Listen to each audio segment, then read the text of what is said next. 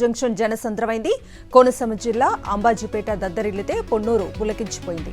ఎండను కూడా లెక్క చేయకుండా వేలాదిగా తరలివచ్చారు. ఇక ప్రతిపక్షాలపై పంచులతో విరుచుకుపడ్డారు సీఎం వైఎస్ జగన్. కూటమి కుట్రలను ఎండగట్టారు. 14 ఏళ్లు ముఖ్యమంత్రిగా పనిచేసిన చంద్రబాబు ప్రజలను మోసం చేయడం తప్ప చేసిందేమీ లేదన్నారు. ఇవాళ 3 జిల్లాల్లో ఎన్నికల ప్రచారం నిర్వహించనున్నారు సీఎం వైఎస్ జగన్. ఒంగోలు, వైఎస్ఆర్, అన్నమయ్య జిల్లాలో పర్యటిస్తారు. టంగుటూరు, మైదుకూరు, కలికిరిలో ప్రచార సభల్లో ప్రసంగిస్తారు సీఎం వైఎస్ జగన్.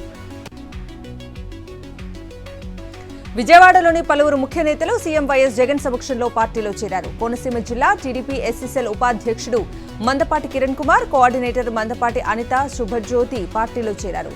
వైఎస్ఆర్సీపీ కండువాలు కప్పి పార్టీలోకి ఆహ్వానించారు సీఎం జగన్. విజయవాడ పొన్నూరులో సీఎం జగన్ పర్యటించారు. ఈ నేపథ్యంలో గ్రామంలోని పలువురు సభ్యులు పార్టీలో చేరారు. సీఎం జగన్ సమక్షంలో పార్టీలో చేరారు. మరోసారి సీఎంగా వైఎస్ జగన్ ని గెలిపించాలని స్పష్టం చేశారు. సీఎం వైఎస్ జగన్మోహన్ రెడ్డి సతీమణి వైఎస్ భారతి వైఎస్ఆర్ జిల్లా పులివెందుల నియోజకవర్గంలో ఎన్నికల ప్రచారం నిర్వహించారు. ఇంటింటికి తిరుగుతూ 5 ఏళ్ల కాలంలో వైఎస్ఆర్సీపీ ప్రభుత్వం అమలు చేసిన అభివృద్ధి, సంక్షేమ పథకాల గురించి ఆమె ప్రజలకు వివరించారు. ప్రస్తుత మేనిఫెస్టోలో పొందుపరిచిన సంక్షేమ పథకాలపైన ప్రజలకు అవగాహన కల్పించారు వైఎస్ భారతి. టీడీపీ ఉన్మాదుల దాడిలో మరణించిన గుంటూరు జిల్లా తాడేపల్లి వైఎస్ఆర్ కాంగ్రెస్ పార్టీ కార్యకర్త మేకా వెంకటరెడ్డి కుటుంబ సభ్యులను పరామర్శించారు. ప్రభుత్వ సలహాదారులు సజ్జల రామకృష్ణారెడ్డి, ఎంపీ అయోధ్య రామిరెడ్డి, ఎమ్మెల్సీ మురుగుడు హనుమంతరావు. బాధిత కుటుంబానికి పార్టీ అండగా ఉంటుందని, ముఖ్యమంత్రి జగన్మోహన్ రెడ్డి కార్యకర్తలతోనే ఉంటారని వారికి భరోసా ఇచ్చారు. నెల్లూరు జిల్లా ముత్తుకూరులో మంత్రి కాకాని గోవర్ధన్ రెడ్డి ప్రచారం నిర్వహించారు. ఎమ్మెల్యేగా తనను అత్యధిక మెజార్టీతో గెలిపించాలంటూ ఇంటింటికి ప్రచారం నిర్వహించారు. సోమిరెడ్డి ప్రజల దగ్గర అనేక సార్లు ఓట్లు వేయించుకుని కరోనా కష్టకాలంలో వారిని పట్టించుకోలేదని దుయ్యబట్టారు. కనీసం నిత్యావసర సరుకులు కూడా పంపిణీ చేయలేదని విమర్శించారు. తమను ఓటు వేసి గెలిపిస్తే మరింతగా నియోజకవర్గాన్ని అభివృద్ధి చేసుకుందామన్నారు కాకాని. చంద్రబాబు మద్యం రేటు తగ్గిస్తామని చెబుతున్నారని, బ్రాందీ ఏదైనా అత్యవసర వస్తువా అని ప్రశ్నించారు మంత్రి బొత్స సత్యనారాయణ. చంద్రబాబు ఏ ప్రయోజనం కోసం మద్యం ధరలు తగ్గిస్తారంటున్నారో ఆలోచన చేయాలని ప్రజలను కోరారు. రాష్ట్రాన్ని విడదీసి ప్రజలకు తీరని అన్యాయం చేసిన కిరణ్ కుమార్ రెడ్డి మరోసారి మోసగించేందుకు వస్తున్నారని విమర్శించారు మంత్రి పెద్దిరెడ్డి రామచంద్రారెడ్డి. అన్నమయ్య జిల్లా ములకలి చెరువులో ఎంపీ మిథున్ రెడ్డి, ఎమ్మెల్యే ద్వారకానాథ్ రెడ్డితో కలిసి ఆత్మీయ సమావేశంలో పాల్గొన్నారు. నక్కజిత్తుల చంద్రబాబు కూటమితో కిరణ్ కుమార్ రెడ్డి చీకటి ఒప్పందాలు చేసుకున్నారని మంత్రి ఫైర్ అయ్యారు. కరోనా సమయంలో ప్రజలకు సేవ చేయకుండా ఇంట్లోనే దాక్కున్న చంద్రబాబు, లోకేష్ ఇప్పుడు వచ్చి ఓట్లు అడగటం విడ్డూరంగా ఉందన్నారు మంత్రి సీదిరి అప్పలరాజు. ఇక కరోనా కాలంలో గౌతు శివాజీ, శిరీష ఎక్కడున్నారని ప్రశ్నించారు. గడిచిన 5 ఏళ్లలో ప్రతి ఇంటికి సంక్షేమ ఫలాలు అందించిన ఘనత సీఎం వైఎస్ జగన్మోహన్ రెడ్డికే దక్కుతుందన్నారు. శ్రీకాకుళం జిల్లా పలాసలోని సూదికొండ, రోటరీ నగర్లో మంత్రి ప్రచారం నిర్వహించారు. చంద్రబాబు ప్రజలను రెచ్చగొట్టేలా సభల్లో మాట్లాడుతున్నారని మంత్రి జోగి రమేష్ విమర్శించారు. కృష్ణా జిల్లా పెనమలూరు నియోజకవర్గంలోని గొల్లగూడెం, కొలవెన్ను గ్రామాల్లో మంత్రి ఎన్నికల ప్రచారం నిర్వహించారు. జగన్ను చంపితే ఏమవుతుందని చంద్రబాబు అంటున్నాడని, బాబు మాటలు వింటే అసహ్యం కలుగుతోందన్నారు. తెలంగాణలో ప్రచారం వేడి ఊపందుకుంది. ఆరోపణలు, ప్రత్యారోపణల మధ్య లోక్సభ ఎన్నికల ప్రచారం సాగుతోంది. ఈ నేపథ్యంలో ఇవాళ తెలంగాణలో ప్రధాని నరేంద్ర మోదీ పర్యటించనున్నారు. జహీరాబాద్ పార్లమెంట్ పరిధిలో ఆందోళన నియోజకవర్గంలో జరిగే బహిరంగ సభలో ప్రధాని ప్రసంగించనున్నారు. రిజర్వేషన్ల అంశంపై రాజకీయ దుమారం రేగుతున్న నేపథ్యంలో ప్రధాని ఏం మాట్లాడతారనేది ఆసక్తికరంగా మారింది. ఇవాళ రేగొండలో నిర్వహించబోయే సీఎం రేవంత్ రెడ్డి జనజాతర బహిరంగ సభకు ఏర్పాట్లు పూర్తి చేశామన్నారు కాంగ్రెస్ నేతలు. ఎమ్మెల్యే గండ్ర సత్యనారాయణ, ఎంపీ ఎన్నికల ప్రచారంలో భాగంగా జనజాతర సభలో పాల్గొననున్నారు సీఎం రేవంత్ రెడ్డి.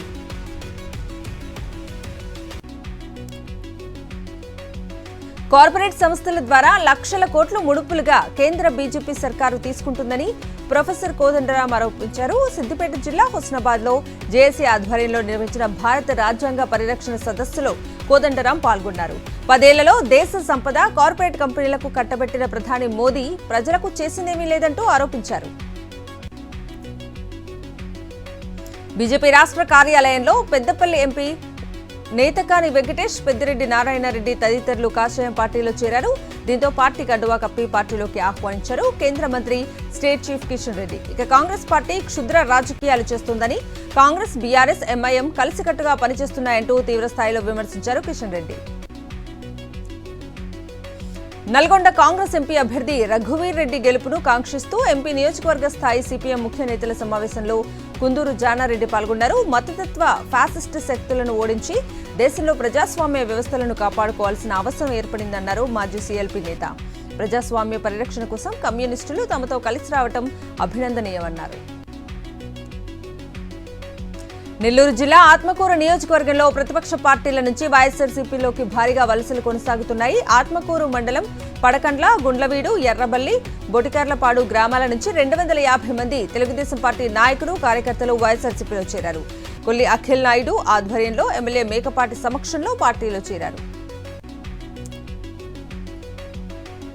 శ్రీ సత్యసాయి జిల్లా మడకశిర మండలంలోని పలు గ్రామాల్లో నిర్వహించిన ఎన్నికల ప్రచారంలో పాల్గొన్నారు వైఎస్ఆర్సీపీ ఎమ్మెల్యే అభ్యర్థి ఈరలక్కప్ప. సీఎం జగన్ అందించిన సంక్షేమ లబ్ధిని వివరించారు. ఎన్నికల ముందు టీడీపీ నేతలు చంద్రబాబు తప్పుడు హామీలు ఇచ్చి ఏ ఒక్కటి నెరవేర్చలేదంటూ ఫైర్ అయ్యారు. సీఎం జగన్ అందించిన సంక్షేమ పథకాలు నిరంతరం కొనసాగాలంటే మళ్లీ వైఎస్ఆర్సీపీని గెలిపించాలని కోరారు. ప్రకాశం జిల్లా మార్కాపురం పట్టణంలో ఐటీ ఉద్యోగులు భారీ ర్యాలీ నిర్వహించారు. హైదరాబాద్, బెంగళూరు, చెన్నై, విజయవాడ, విశాఖలో పనిచేస్తున్న వైఎస్ఆర్సీపీ ఐటీ ఉద్యోగులు ర్యాలీ నిర్వహించామన్నారు పోసంరెడ్డి సునీల్. 14 ఏళ్లు ముఖ్యమంత్రిగా పనిచేసిన చంద్రబాబు వెలిగొండను నిర్లక్ష్యం చేశారని, వైఎస్ జగన్ సీఎం కాగానే వెలిగొండను పూర్తి చేసి ప్రారంభించారన్నారు. కర్నూలు జిల్లా పాణ్యంలో టీడీపీకి భారీ షాక్ తగిలింది. 20 ఏళ్లుగా టీడీపీ జెండా మోసిన పలువురు నేతలు వైఎస్ఆర్సీపీలో చేరారు. టీడీపీపై నమ్మకం లేదని, చంద్రబాబు నిర్ణయాలు సరైనవిగా లేవంటూ 50 మంది టీడీపీ నేతలు, కార్యకర్తలు వైఎస్ఆర్సీపీలో చేరారు. ఎమ్మెల్యే కాటసాని రాంభూపాల్ రెడ్డి పార్టీలోకి సాదరంగా ఆహ్వానించారు. అనకాపల్లి ఎంపీ పాయకరావుపేట ఎమ్మెల్యే నియోజకవర్గంలో గ్లాస్ గుర్తు వివాదం రాజుకుంది. పాయకరావుపేట ఎమ్మెల్యే అనకాపల్లి ఎంపీగా నామినేషన్ దాఖలు చేసిన దళిత బహుజన పార్టీ అధ్యక్షుడు వడ్లమూడి కృష్ణస్వరూప్ గ్లాస్ గుర్తు తనకు కేటాయించాలని ఆర్వోను కోరారు. గ్లాస్ గుర్తు ఫ్రీ సింబల్ గా కేటాయించొద్దని తన అనుచరులతో వచ్చారు వంగలపూడి అనిత. బీసీలకు కులానికి ద్రోహం చేసిన వ్యక్తి జంగా కృష్ణమూర్తి అంటూ తీవ్రస్థాయిలో ఫైర్ అయ్యారు బీసీ ఐక్యవేదిక అధ్యక్షులు. క్రోసూరులో ఎన్నికల ప్రచారంలో వెనుకబడిన కులాలను గుర్తించిన ఏకైక పార్టీ వైఎస్ఆర్సీపీ పార్టీ మాత్రమేనని చెప్పారు. ఇలాంటి స్వార్థ రాజకీయాలకు చోటు లేకుండా సీఎం జగన్ పాలిస్తున్నారన్నారు అంగిరేకుల శేషు. గుంటూరు జిల్లా తెనాలిలో వైఎస్ఆర్సీపీ పార్టీలో భారీగా చేరికలు జరుగుతున్నాయి. జననేత నాదెండ్ల మనోహర్ ఆ పార్టీ నేతల పట్ల వ్యవహరిస్తున్న తీరుపై ఆ పార్టీ నేతలు తీవ్ర అసహనం వ్యక్తం చేస్తున్నారు. ఇక తెనాలి మండలానికి చెందిన 50 మంది జనసేన కార్యకర్తలు వైఎస్ఆర్సీపీలో చేరారు. సీఎం జగన్ రాష్ట్రంలోని పేద, మధ్యతరగతి, బడుగు బలహీన వర్గాలకు అమలు చేస్తున్న పథకాలపై ప్రజలు ఆకర్షితులవుతున్నారన్నారు. ఇక ఇదే విధంగా సిద్ధేల జ్వాలిత అనే మహిళ వైఎస్ఆర్సీపీకి అండగా నిలిచింది. తన సొంత నిధులను వెచ్చించి పార్టీకి ఫండ్ ఇచ్చారు. 2014 ఎన్నికల్లో అఖండ విజయం సాధించిన బుడ్డా రాజశేఖర్ రెడ్డి ఇప్పుడు డబ్బులకు అమ్ముడుపోయారంటూ ఫైర్ అయ్యారు వైఎస్ఆర్సీపీ నేతలు. ఇటీవల శ్రీశైలం మండలం లింగాగుట్టలో ప్రచారం నిర్వహించిన బుడ్డా రాజశేఖర్ ను కార్యకర్తలు అడ్డుకున్నారు. వైఎస్ఆర్సీపీ శ్రేణులపై అనుచిత వ్యాఖ్యలు కూడా సరికావంటూ ఆగ్రహం వ్యక్తం చేశారు. భీమవరం నియోజకవర్గ అభివృద్ధి కోసం ప్రతి ఒక్కరూ కలిసి రావాలని రాష్ట్ర ప్రభుత్వ విప్ ఎమ్మెల్యే గ్రంథి శ్రీనివాస్ పిలుపునిచ్చారు. ఎన్నికల ప్రచారంలో భాగంగా ఆయన పలు వార్డుల్లో పర్యటించి ఓట్లను అభ్యర్థించారు. ముఖ్యమంత్రి వైఎస్ జగన్మోహన్ రెడ్డి ప్రజల కోసం ఒక మాట ఇస్తే దానికి కట్టుబడి నెరవేరుస్తారని 5 ఏళ్ల పరిపాలనలో ప్రజలు గుర్తించారని అన్నారు. అనంతరం పార్టీ కార్యాలయంలో 50 మంది ఎమ్మెల్యే గ్రంథి శ్రీనివాస్ సమక్షంలో వైఎస్ఆర్సీపీలో చేరారు. కాకినాడ జిల్లా పిఠాపురంలో వైఎస్ఆర్సీపీ సమావేశం నిర్వహించారు. జనసేన చీఫ్ పవన్ కళ్యాణ్ పై ఒక రేంజ్ లో ఫైర్ అయ్యారు పిఠాపురం అభ్యర్థి వంగ గీత. పిఠాపురంలో పవన్ కు 1,00,000 మెజారిటీ అన్న వారే బ్లేడ్లతో దాడులకు దిగుతున్నారని, తనకు పెరుగుతున్న ఆదరణ చూసి ఓర్వలేకనే సోషల్ మీడియాలో పోస్టు పెడుతున్నారంటూ ఫైర్ అయ్యారు వంగ గీత. విశాఖ జిల్లాలో టీడీపీ నిబంధనలకు వ్యతిరేకంగా ప్రచారం నిర్వహిస్తున్నారంటూ ఫైర్ అయ్యారు వైఎస్ఆర్సీపీ నేతలు. ప్రాంతాలు, కులాల మధ్య యుద్ధ వాతావరణం తెచ్చేలా ప్రసంగించారంటూ ఆరోపించారు. ఈ నేపథ్యంలో భరత్ పై ఎన్నికల అధికారికి ఫిర్యాదు చేశామని స్పష్టం చేశారు. నల్గొండ జిల్లా మిర్యాలగూడ పార్లమెంట్ ఎన్నికల ప్రచారంలో భాగంగా కిసాన్ మోర్చా ఆధ్వర్యంలో ఏర్పాటు చేసిన రైతు సమ్మేళనం కార్యక్రమం నిర్వహించారు. ఈ సమీక్షలో నల్గొండ పార్లమెంట్ బీజేపీ అభ్యర్థి సైదిరెడ్డి పాల్గొన్నారు. పార్లమెంట్ ఎన్నికల్లో రైతులను మమేకం చేయడమే దీని ఉద్దేశమని అన్నారు. రైతు సమ్మేళనం ద్వారా రైతుల అవసరాలు తెలుసుకునే అవకాశం దక్కిందన్నారు ఎంపీ అభ్యర్థి సానంపూడి సైదిరెడ్డి.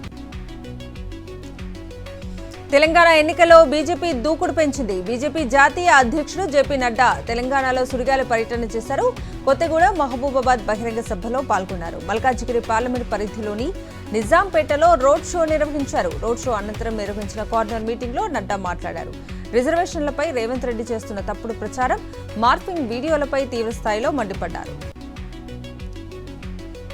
భద్రాద్రి కొత్తగూడెం జిల్లా చర్లలో పోలీసులు, సిఆర్పీఎఫ్ బలగాలు ఫ్లాగ్ మార్చ్ నిర్వహించారు. పార్లమెంట్ ఎన్నికల సందర్భంగా చర్ల పిఎస్ నుంచి బైక్ ర్యాలీని ప్రచురించారు. ఎన్నికల్లో ఓటర్లు తమ ఓటును వినియోగించుకోవాలని ప్రజలకు సూచించారు. ఖమ్మం జిల్లా పువ్వాడ అజయ్ నివాసంలో ఖమ్మం ఎంపీ పార్లమెంట్ స్థాయి నియోజకవర్గ సమీక్షా సమావేశం నిర్వహించారు. సీఎం కేసీఆర్ అభ్యర్థుల స్థానాలు, పార్టీ బలాబలాలు, బీఆర్ఎస్ విజయ అవకాశాలపై కేసీఆర్ సమీక్షించారు. చేవెళ్ల పార్లమెంట్ బీజేపీ అభ్యర్థి కొండా విశ్వేశ్వరరెడ్డి వికారాబాద్ జిల్లా పూడూరు, పరిగి, కుల్కచర్ల మండలాల్లో ఇంటింటి ప్రచారం నిర్వహించారు. పరిగి నియోజకవర్గ బీసీలతో కలిసి ఓబీసీ మోర్చా సమావేశం నిర్వహించారు. రాష్ట్రంలో 12 ఎంపీల గెలుపుతో పాటు దేశంలో ప్రధాని నరేంద్ర మోదీ అవుతారని దేశ ప్రజలు ఎప్పుడో నిర్ణయించుకున్నారని ధీమా వ్యక్తం చేశారు. రాజన్న సిరిసిల్ల జిల్లా ముస్తాబాద్ మండల కేంద్రంలో కార్నర్ మీటింగ్ లో కాంగ్రెస్ ముఖ్య నేతలు పాల్గొన్నారు. ఇక ఈ నేపథ్యంలో మంత్రి పొన్నం సమక్షంలో పలువురు పార్టీలో చేరగా వారికి పార్టీ కండువా కప్పి ఆహ్వానించారు. తెలంగాణ అభివృద్ధి పేరున మీరు సొంతంగా అభివృద్ధి చేసుకున్నారని, బీఆర్ఎస్ అధికారంలో ఉన్నప్పుడు ప్రజల అవసరాలు తీర్చలేదని ఆయన ఆరోపించారు. 5 ఏళ్ల పాలనలో రంజిత్ రెడ్డి చేవెళ్లలో చేసిన అభివృద్ధే తనను గెలిపిస్తాయన్నారు సతీమణి సీతారంజిత్. వికారాబాద్ జిల్లా పరిగి ఎమ్మెల్యే రామ్మోహన్ రెడ్డితో కలిసి పలు కాలనీల్లో సీతాదేవి ఇంటింటి ప్రచారం నిర్వహించారు. కాంగ్రెస్ పార్టీకి ఓటు వేసి ఈసారి కూడా చేవెళ్ల పార్లమెంట్ నుంచి రంజిత్ రెడ్డిని ఎంపీగా భారీ మెజార్టీతో గెలిపించాలని అభ్యర్థించారు. మేడ్చల్ జిల్లా మల్కాజిగిరి పిఎస్ పరిధిలో దారుణం చోటు చేసుకుంది. డబ్బు ఆశ కన్న పేగు బంధాన్ని చిదిమేసింది. వరకట్నం కోసం కన్న పిల్లల్ని, భార్యను బయటకు గెంటేశాడు ఒక శాడిస్ట్ భర్త. దీంతో వరకట్న వేధింపులు తాళలేక ఆత్మహత్య యత్నానికి ప్రయత్నించింది వివాహిత. గత 4 ఏళ్లుగా అదనపు కట్నం తీసుకురమ్మని వివాహితను భర్త, అత్తమామలు, ఆడపడుచు, భర్తలు మానసికంగా, శారీరకంగా హింసిస్తున్నారని కన్నీరు మున్నీరుగా విలపించింది. పెద్దపల్లి జిల్లా సుల్తానాబాద్ పట్టణంలో నాటి ఉమ్మడి కుటుంబాల అనురాగాల, ఆప్యాయతలు, ప్రేమల గురించి, వాటి అన్యోన్యతలను నేటి తరాల వారికి తెలియచెప్పారు. సుల్తానాబాద్ పట్టణానికి చెందిన ఎల్లంకి వంశస్థులు బుచ్చమ్మ, శివయ్య దంపతుల వంశవృక్షానికి చెందిన వారందరినీ ఒక చోట చేర్చారు. ఎల్లంకి వంశస్థులు 5 తరాలకు చెందిన వారు. దాదాపుగా 350కు పైగా కుటుంబ సభ్యులు పాల్గొన్నారు. డాక్టర్ బిఆర్ అంబేద్కర్ కోనసీమ జిల్లా రావులపాలెం మండలం గోపాలపురం చెక్పోస్టు వద్ద ఎస్ఎస్ టీం తనిఖీలు చేపట్టారు. సోదాల్లో 6.70 కోట్ల విలువైన 9.53 కేజీల బంగారం, 1.8 కేజీల వెండి వస్తువులను సీజ్ చేశారు. కేసు నమోదు చేసుకున్న పోలీసులు దర్యాప్తు చేస్తున్నారు. ఛత్తీస్గఢ్ రాష్ట్రంలోని దంతెవాడ జిల్లాలో పోలీసులు ప్రవేశపెట్టిన పూనా నార్కోం ప్రచారానికి మంచి స్పందన లభిస్తుంది. తాజాగా 23 మంది నక్సలైట్లు జనజీవన స్రవంతిలోకి వచ్చినట్లు ఎస్పీ గౌరవ్ రాయ్ తెలిపారు. స్వీయ లొంగుబాటు విషయంలో పోలీసులు విజయం సాధించారన్నారు. కాకినాడ జిల్లా తాళ్లరేవు మండలంలోని చెక్పోస్టు వద్ద పోలీసులు తనిఖీలు చేపట్టారు. తనిఖీల్లో భాగంగా 15 లక్షల నగదును అధికారులు పట్టుకున్నారు. ఇక డబ్బు టీడీపీ నేతలకు చెందినదిగా పోలీసులు గుర్తించారు. కేసు నమోదు చేసుకుని నగదును సీజ్ చేశారు. నిర్మల్ జిల్లా ఖానాపూర్ మండలంలోని బాదనకుర్తి అటవీ చెక్పోస్టు వద్ద పోలీసులు వాహన తనిఖీలు చేపట్టారు. ఎలాంటి పత్రాలు లేకుండా తీసుకెళ్తున్న 4.69 లక్షల రూపాయల నగదును పోలీసులు స్వాధీనం చేసుకున్నారు. అయితే వేరువేరుగా వచ్చిన వ్యక్తుల వద్ద పట్టుకున్న నగదును సీజ్ చేశారు. ఆంధ్రప్రదేశ్లో ముస్లిం రిజర్వేషన్లు తొలగించేందుకు చంద్రబాబు నాయుడు కుట్ర పన్నుతున్నారని ఆరోపించారు ఎంఐఎం అధ్యక్షుడు అసదుద్దీన్ ఓవైసీ. పూటకో మాట మార్చే చంద్రబాబును నమ్మొద్దని ముస్లింలు, దళితులకు అసదుద్దీన్ సూచించారు. తన రాజకీయ లబ్ధి కోసం చంద్రబాబు ఎవరినైనా మోసం చేస్తారన్నారు.